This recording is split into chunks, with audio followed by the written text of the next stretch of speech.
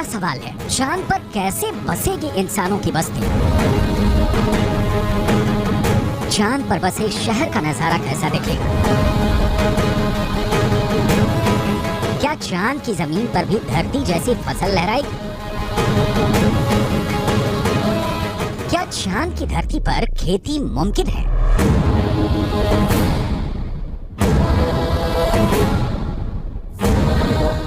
विज्ञान कहता है कि चांद पर अभी इंसानों के रहने लायक वातावरण नहीं है, लेकिन नासा का कहना है कि आने वाले वक्त में चंद्रमा की धरती को रहने लायक बनाया जा सकता है। लेकिन दावे के मुताबिक चांद पर बसने वाली बस्ती नहीं होगी सस्ती। अंतरिक्ष में चंद्रमा धरती का सबसे करीबी पड़ोसी पिंड है। पिछले 6 दशकों में इंसानों ने 100 से भी अधिक मून मिशन को अंजाम दिया है। सभी मिशन को कामयाबी नहीं मिली, लेकिन इन मिशन ने चांद को सबसे ज्यादा खोजा जाने वाला स्थान बना दिया और अब चंद्रमा पर जीवन की संभावनाओं की तलाश हो रही है।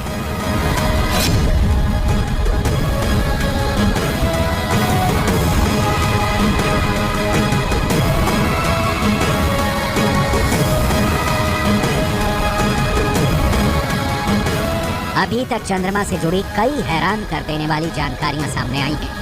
दावा किया जाता है कि चंद्रमा की मिट्टी में कई तरह के खनिज हैं। चांद की सतह पर पानी होने के भी सबूत मिल चुके हैं। वैज्ञानिकों का मानना है कि चांद पर जीवन के सबूत भी मिल सकते हैं। संभावना जताई जा रही है कि भविष्य में चंद्रमा पर मानव बस्ती बसाने का सपना पूरा हो सकता है, लेकिन ये काम इतना भी आसान नहीं है। चंद्रमा पर इंसान के कदम भले ही साल 1969 में पड़ गए हों,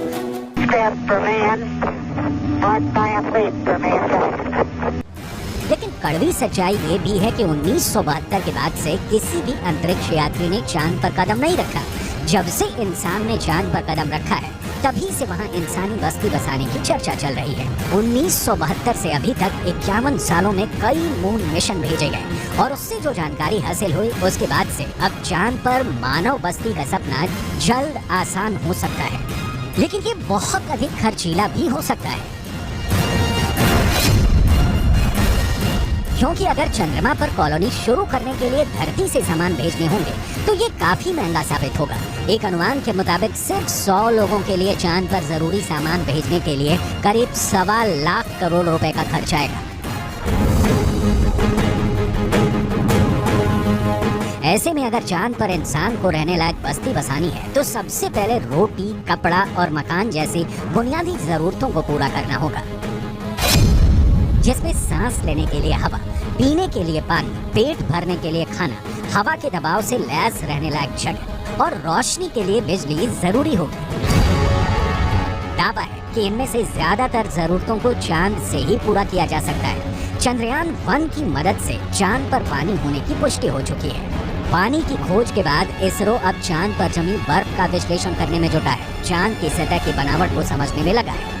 नासा के मुताबिक चांद के दक्षिणी ध्रुव पर बर्फ है। बर्फ के साथ साथ वहाँ दूसरे प्राकृतिक संसाधन भी हो सकते हैं। साल 1998 में नासा ने मून मिशन के तहत ये बताया था कि दक्षिणी ध्रुव पर हाइड्रोजन है।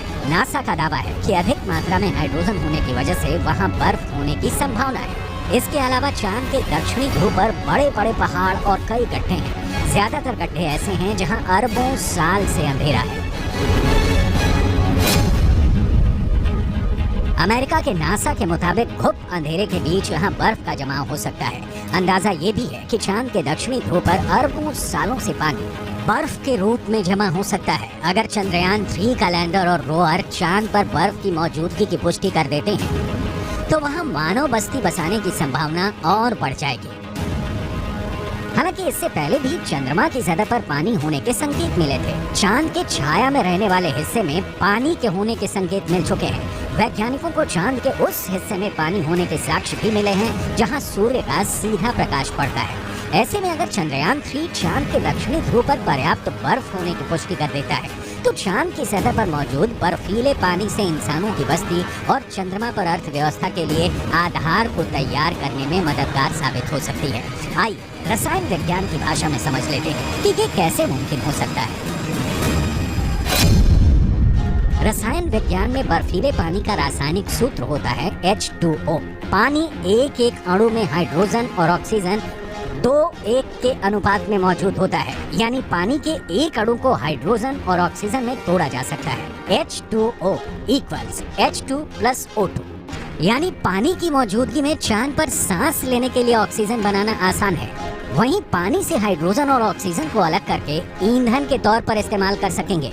साथ ही साथ पानी से चांद पर बिजली भी तैयार की जा सकती है। साफ है, चांद पर मौजूद पानी कई समस्याओं का समाधान हो सकता है। पानी के इस्तेमाल से सिंचाई के लिए खेती का काम भी आसान किया जा सकता है, क्योंकि चांद पर इंसानों की बस्ती को लेकर रिसर्च कर रहे वैज्ञानिकों को तब बड़ी कामयाबी मिली थी जब चांद की मिट्टी में पौधे उगाए गए। अपोलो 11 मिशन के दौरान करीब 22 किलो सामान चंद्रमा से लाया गया था।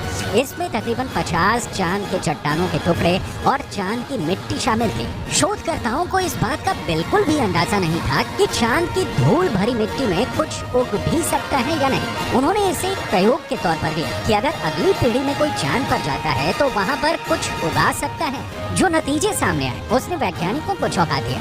ऐसे में अगर चांद के दक्षिणी ध्रुव पर पर्याप्त मात्रा में पानी नहीं मिलता तो चांद पर बस्ती बसाने का सपना अधर में लटक सकता है। यानी चांद पर सस्ती बस्ती बसाने में चंद्रयान 3 बहुत बड़ा रोल निभाने वाला है, जिसकी शुरुआत चंद्रमा के दक्षिणी ध्रुव पर भारत के धमाकेदार दस्तक के साथ हो चुकी है।